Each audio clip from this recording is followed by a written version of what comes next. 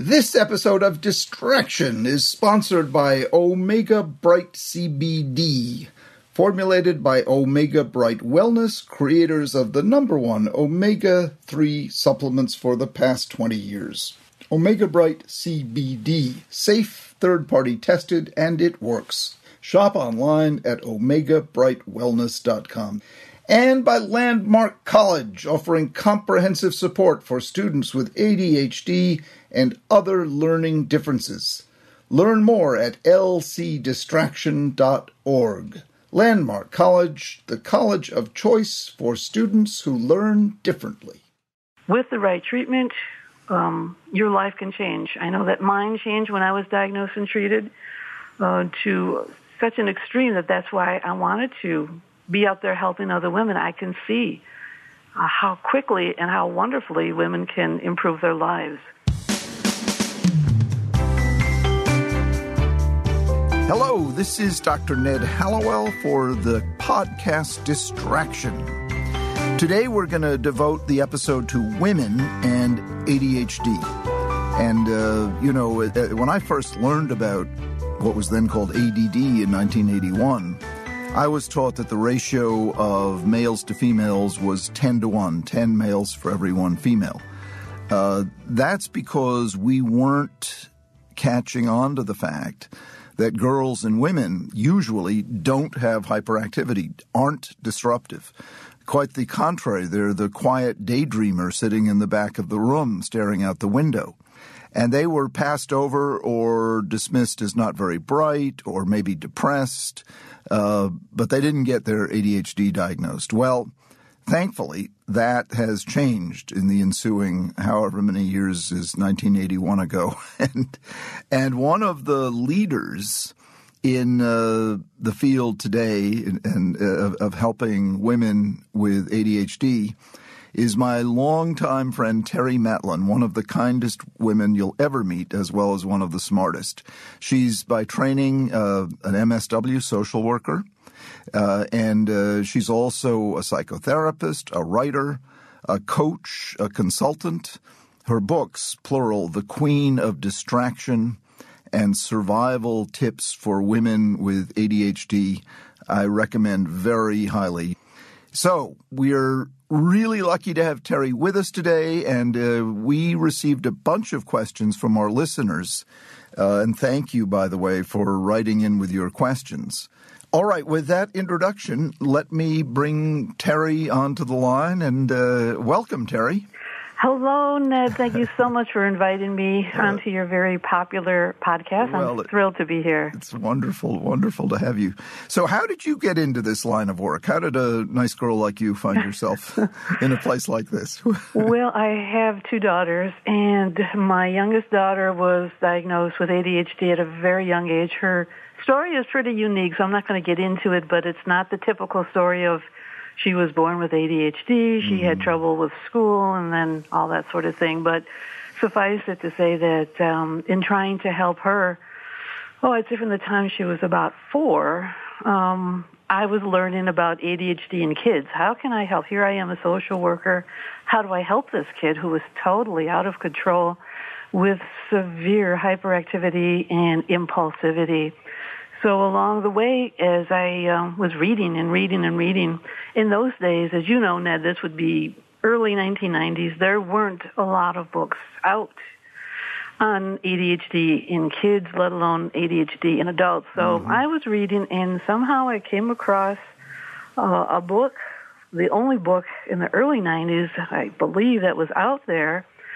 And then I read that and came across your book, which has changed millions of people, which changed my life dramatically. So that's Driven to Distraction. Thank you. And reading your book, I'm not quite sure why I picked it up, because it was really more about adults, and I didn't even think I might have ADHD. I just thought I was quirky, that I couldn't get my life together. Maybe it was because I had 2 very active kids, one with the ADHD, but your book really changed my life. And so I read more. As the years went on, more books came out. But yours really is the Bible. And then I got evaluated by a local psychologist who happened to specialize in ADHD in adults. Wonderful. And when I was diagnosed and treated for my ADHD, this was back, over 25 years ago, I saw how much it changed my life for the better. I never went through the stages that we talk about that many with ADHD do go through with things like grief and loss and anger and all those sorts of things. I took it and I ran with it because of how positive it was for my life. Mm-hmm. And when I saw how wonderful my life became, not, bed of roses wonderful, but it changed significantly. Mm-hmm. I wanted to help other adults with ADHD, and that's how I landed in the field of ADHD. Well, thank goodness you did. And then you wrote the books, and then you have a very robust online presence as well. Yeah, what happened was I got involved, even before the books were written, I got involved with nonprofit organizations like CHAD and ADA, and I was very active on their boards. So what happened was people were emailing me from all over the world. And I thought, well, how can I help people who are in Africa or Sweden and Canada, U.S.? Right. So I took everything online and started my website at addconsults.com, but still I needed more outreach because I wasn't giving people what they needed. And because of my passion like yours, I was thinking, what else can I do? What else can I do? I'm not much of a podcast kind of person, so I started a bunch of groups on Facebook because Facebook had gotten extremely popular. And I focused more of my work for women with ADHD. So I have one group on Facebook for women that has over 22,000 members. Wow. So I really have taken to social media because I think that's one way that a lot of people can find what you call vitamin C connection online. Right. If someone wants to look into those, how do they do it? If they want to get to the women's group on Facebook, the URL is facebook.com/groups/women with ADD. And if that gets to be too confusing, folks can just email me, and I can send them in the right direction. My email address is Terry, Terry, @addconsults.com.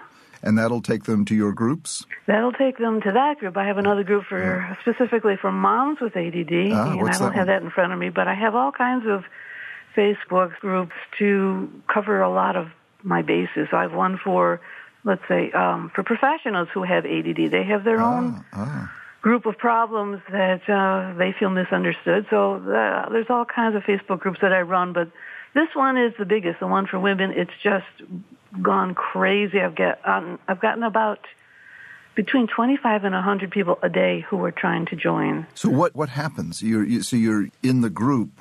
How does it work? Well, it's like a support group. Yeah. I don't spend a lot of time in the group. I have a large group of volunteers who moderate things to make sure everything stays calm. Yeah. Because imagine being in a room with 22,000 women with women with ADHD. I can't quite handle it myself. So do people just post comments? Yeah, they post comments. A lot of it has to do with, have you experienced this? Am I the only one who can't handle a conversation at a party? Right. And then other women will jump in and say, no, you're not the only one. I have the same problem. Wonderful. So what it does is it validates people's experiences. That's wonderful. So it's become a successful business for you. Yeah, and that's been a really great outcome of embracing my ADHD. Yes. And I think that's an important message for not just women, but men and women. Absolutely. That you get to a stage, hopefully, in your journey with your ADHD, that you can embrace it and take it and run it. Use the qualities that are positive and use them to your advantage. Well, Tim Armstrong, have you ever heard of the company called Oath? No. Okay, Oath is the result of the merger of Verizon, AOL, and Yahoo. Oh, okay. So those huge companies merged into one called Oath, and Tim Armstrong is their CEO. And he and I have become friends because he and his wife and I have become friends because Tim has big-time ADD. And he's very proud of it, very open about it. And he is committed to funding and making a documentary with me and his wife based on just what you were saying, the strength-based approach, that you'll get the best outcome if you own it, embrace it, and manage it, as opposed to hiding it. And we all know what the terrible outcomes that can result if you don't take it seriously. But Tim is going to make this wonderful documentary, and I think, Terry, it's a real chance for finally the cloud of stigma to be blown away. And some people misunderstand what people like you and me are saying. We're not saying ADD can't be a severe problem. It sure can. It can be horrible. Mm-hmm. Lives can be ruined. But at the same time, if you learn how to manage it right, it can turn into a tremendous asset. And well, that's what it did for me. Yeah. I learned, what I'm good at. I learned what I'm not good at. Yep. I learned to use what I call accommodations, just like we use for kids in school who have special needs in a learning environment, and I bring that into the adult stage of, you have a problem with keeping your house together, you have a problem getting your work done at your job, then you bring in an accommodation, and I emphasize that it's not a luxury. It's not a luxury to, say, have some cleaning crew come into your home, because it might take you 10 days to do what a cleaning crew can do in 1 hour. And a lot of women feel absolutely horrible about asking for that kind of help, when I reframe it as, no, it's not a weakness at all. Any more than eyeglasses are a weakness. Exactly. So it's smart. It's called working smart instead of just working hard. Well, we've received a bunch of questions from our listeners, and I thought rather than me answering them, it would be really nice for you to answer them. But before that, we want to take just a moment to hear from our wonderful sponsor, Landmark College. When I was growing up, there weren't many options for students like me, students who learn differently. Basically, we had 2 diagnoses, smart and stupid, and 1 treatment plan, try harder. And they'd get you to try harder by punishing you and shaming you. It was a pretty primitive system. Having ADD and dyslexia, which didn't have names back then, it made learning a challenge. But as I've mentioned on the show before, I was lucky. I had a first-grade teacher by the name of Mrs. Eldridge, whom I've talked about many times, who helped me simply by putting her arm around me. She didn't excuse me from reading, but she made the classroom experience without fear, without shame. It was okay to be who I was. I may never have learned how to read were it not for Mrs. Eldridge. I'm still a very slow reader. I have dyslexia. But I'm not the least bit ashamed of it. I majored in English at Harvard, and did pre-med. So I'm a slow reader. So what? I can read. That's what matters. And that's one of the things I love about the sponsor of our show, Landmark College in Putney, Vermont. It's a college full of teachers like my dear old Mrs. Eldridge. They uncover how each student learns best, and then they create an environment to help that student succeed. They truly do teach differently. For those of us who learn differently, we need that. And I couldn't recommend this school more highly for students with ADHD, ASD, other learning differences, or really any kind of brain. To learn more about Landmark College, go to lcdistraction.org. That's lcdistraction.org. And now, back to the show.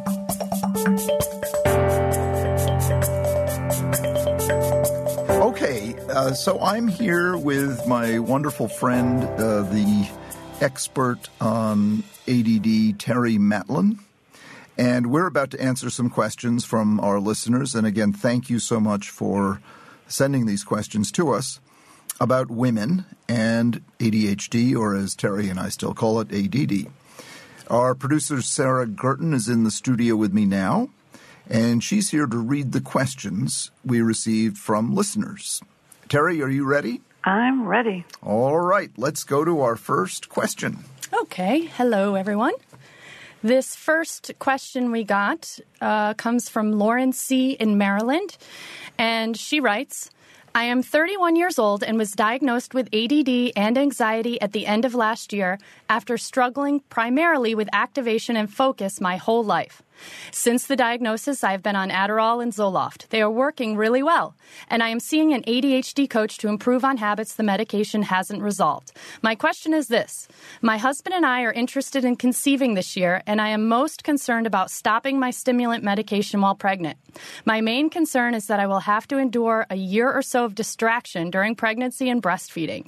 Do you have any suggestions for supplements or other medications for ADD that are safe for mom and baby? Well, I'm going to answer part of it, but I'm going to also defer to Ned because he's the MD on this team. First of all, a lot of women find that during their pregnancy, their ADD symptoms improve, and that has to do with the estrogen levels changing. And Ned, you might be able to explain why that is. But before that, a couple of tips to help you, Lauren from Maryland, is to consider exercise. I know that you'll have to check with your doctor to see what kind of exercise will be beneficial and what will be safe for you during your pregnancy, because obviously towards the end you'll want to be careful with that. But there are studies out that show that exercise can be extremely helpful in taming ADHD symptoms. So I know that swimming, a lot of women say that swimming has been extremely helpful with their ADD symptoms and safe for their months in their pregnancy. Also, prenatal yoga classes, they're out there now. They're all over the place, and that can help with your focus and calming you down if you have the hyperactive impulsive component to your ADD. That's an excellent option for you. I've heard things about neurofeedback. Dr. Hallowell can probably address that better than I can. What I found, just in general, is meditation. Meditation can calm your mind. So that would be something to look into during the pregnancy. There are brain training courses that will be safe for you during your pregnancy. Again, Ned, I think you can address that better than me. And you mentioned in your question that you're working with a coach, and I say bravo. That would be a huge help, not only throughout your pregnancy, but now and after you have your child, because we find that working with an ADD coach is like working with a second brain.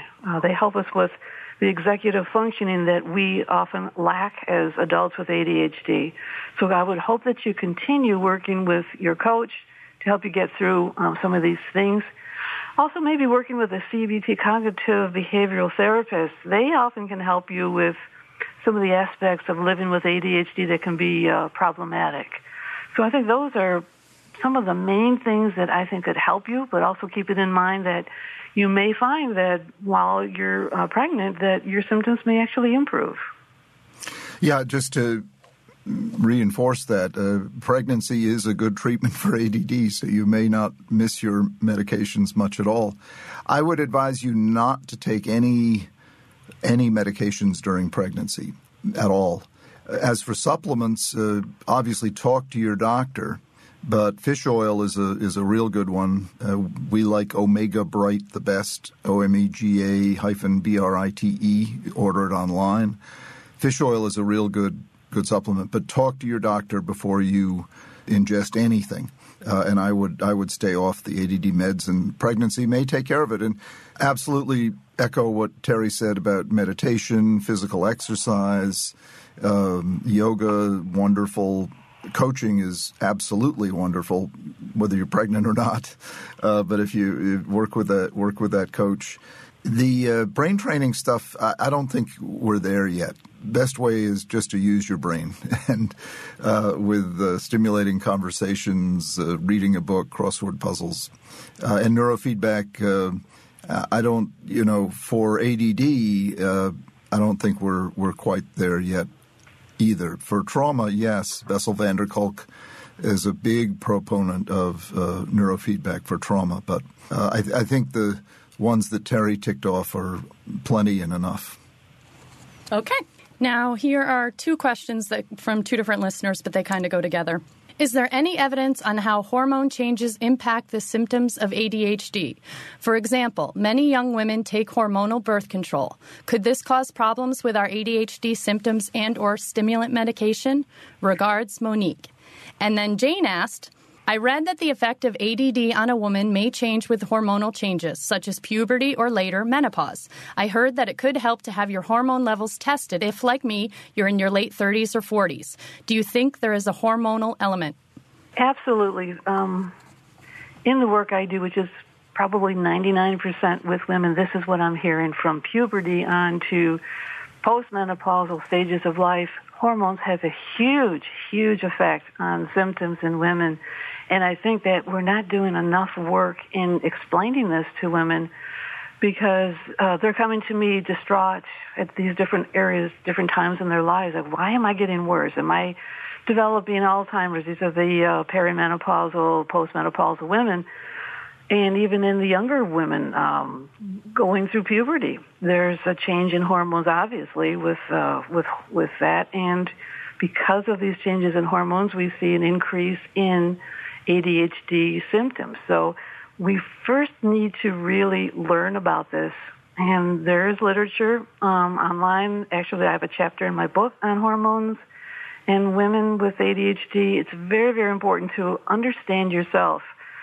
So during all these phases of life, you'll see a change, often for the worse. I hate to say it, but it's not not every woman has a terrible time with hormonal changes, but we do see fluctuation in how they affect symptomology. So one thing that I would recommend, even though it wasn't really asked, but I'm going to offer it anyway, is to start like a journal. When do you feel best? When do you feel worse? Is it 2 weeks before your period? Is it during your period? Is it as you're entering perimenopause when your estrogen levels drop? Is it certain times during your pregnancy that we kind of alluded to? Is to really start tracking this down and taking this information to your psychiatrist, but also to your OBGYN, because there are ways to help you during these times in your life when you are struggling. So absolutely, these changes in hormones will often affect how you manage your ADHD, but there are ways to work with it for some women. And again, Ned can address this better than me. For some women, it might be adding anti-anxiety or antidepressant medications during times of change.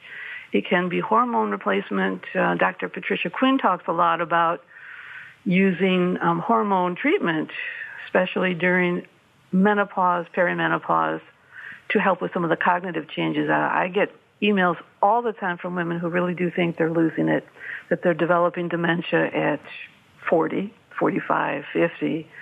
And we know that statistically that's probably not the case, that it's more likely the ADHD that is affecting you because of the changes in your estrogen levels. So absolutely, it's a great question. It's something that women really do need to better understand so that they can take proactive action in helping themselves. So, Ned, if you have some more specifics about... No, you covered it very well, Terry. Absolutely. And work with OBGYN, internal medicine, endocrinology, take the hormones seriously and make the proper adjustments. The next question. Does it appear that women with ADHD are more isolated socially, regardless of treatment? Growing up, I was the only girl I knew diagnosed, and I was more tolerated than accepted. That carried into adulthood, and I was in my 30s before I met another woman with ADHD. I find now that the more I open up about it, the more ADHD women I find. Thank you, Sabrina. Hi, Sabrina, if you're listening to this, your story is not the only story that I've heard like this. And I think there's a number of reasons why women with ADHD feel more socially isolated, regardless of treatment. And I think it has partly to do with how girls grow up. And this is from the work from Sarah Solden, that is a colleague of Ned's and mine. And she talks about how girls are taught very, very early on what society's expectations are of girls and women in this world, whether you have ADHD or not. But we're taught that we're supposed to carry a lot of responsibility for keeping the family together, putting meals on the table, having holiday dinners, and just, making the doctor and dental appointments for our kids. It's really holding the family together.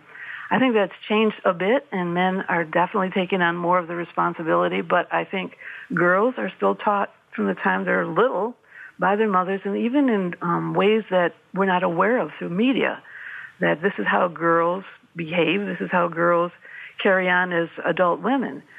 So if you feel that you're falling short because you have an ADHD brain and you're 30 years old and you just can't juggle all of these responsibilities, what's going to happen is you're often going to feel like you're different, that you're out of step, that there's something wrong with you, there's something off. And that, of course, can lead into symptoms of depression and anxiety and even substance abuse. So this feeling socially isolated, I think, comes from a long history of girls hearing this message and then, feeling that they don't measure up because we're constantly comparing ourselves to our sisters, our mothers, our neighbors, our girlfriends who may have it more together because they don't have the challenge of living with this ADHD brain. So I think it really comes from a very early experience that just continues, and especially if you're late in getting diagnosed and late in getting treatment, that can just be a huge part of your life. And that, again, can change. With the right treatment, your life can change. I know that mine changed when I was diagnosed and treated to such an extreme that that's why I wanted to be out there helping other women. I can see how quickly and how wonderfully women can improve their lives. So it's not a lost cause. There's another piece to this that I think that's important, and that is a lot of women and men, it's not, dependent on your gender, have problems with social situations. We don't always read social things appropriately or correctly. That there's a number of reasons for that, and there's ways to get help with that. So learning to listen in more proactive ways can help with feeling more socially in tune with other people. There's a really good book out there, Ned. I don't know if you've read it. Dr. Michele Novotni, another colleague of ours, wrote this book a number of years ago, but it's still a fantastic book to read.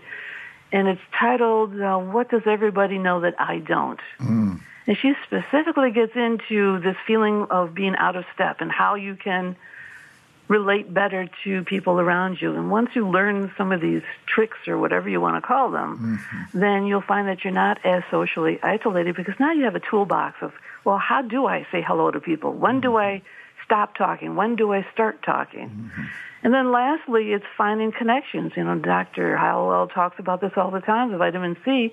And as we talked about earlier, finding groups of other women with ADHD so you can see that you're not alone. And, finding me on Facebook or wherever online, reading books on women with ADHD, going to conferences. We didn't really mention Chad and Ada put on fabulous conferences where you can connect with women who have ADHD. And that was also life-altering for me when I found people like me losing things, dropping things, forgetting names after I just met someone was just life-changing. So connection is the key.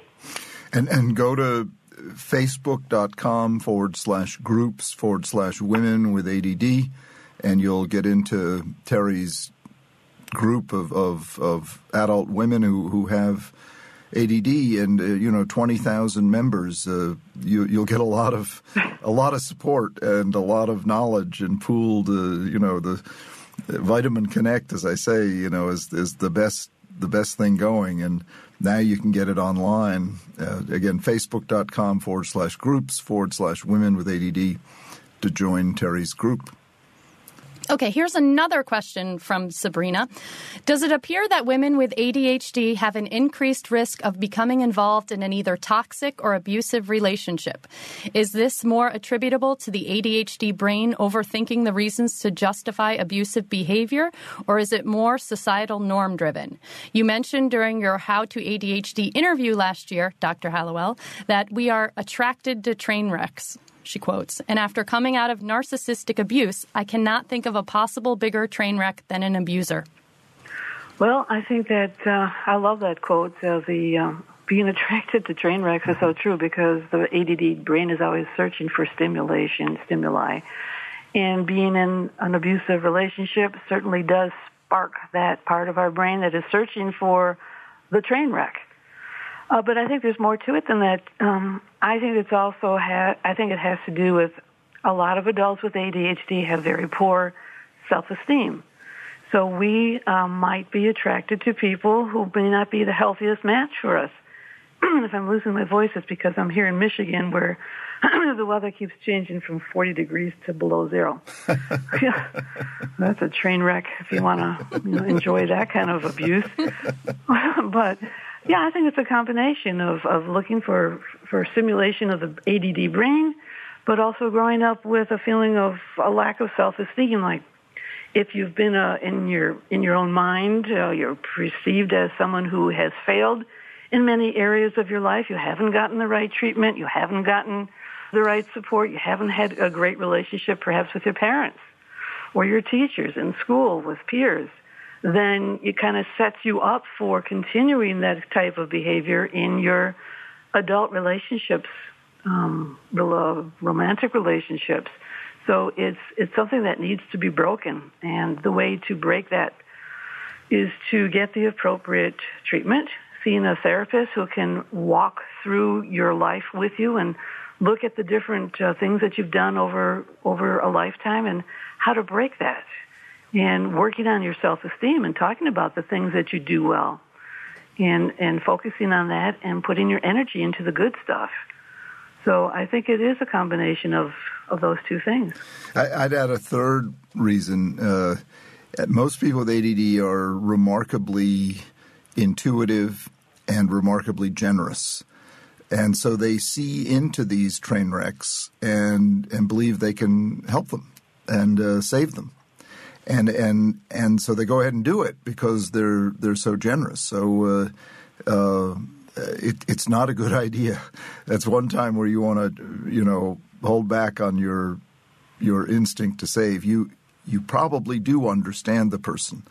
But it usually does not work. It usually, when you become intimate with a train wreck, usually you get hurt. The other person doesn't get saved. So, but I completely agree with Terry on the other two reasons. And to get a coach, a therapist, someone to help you put on the brakes or get out of the relationship if you're already in it, and find a healthy relationship, which is really great when you do it. Well, my sincere thanks to Terry for joining me today. We'll continue this conversation next time when we'll answer more of the questions that you listeners have sent in to us about women and ADHD. So, Terry, until next week. I am so looking forward to continuing our conversation, Ned, on this very, very important topic. Thank you so much for having me as your guest. Thank you. Well, my sincere thanks to Terry for joining me today. We'll continue this conversation next time when we'll answer more of the questions that you listeners have sent in to us about women and ADHD. It's so great to hear Terry's thoughts and to hear her. I mean, you can just hear in her voice what a calming, wise woman she is. It's really fun for me to listen and know, the knowledge she's imparting comes wrapped in kindness and experience. If you'd like to learn more about Terry Matlen and her work, just click the link in the episode description or go directly to her website, ADD Consults, that's plural, addconsults.com. Remember, please, to leave a rating and a review for Distraction on Apple Podcasts. We really benefit from those ratings and reviews. We love hearing your thoughts about the show, and your reviews help us get new listeners, building the community we're trying to build. So we really, really appreciate them. Hey guys, it's Sarah here, producer on Distraction.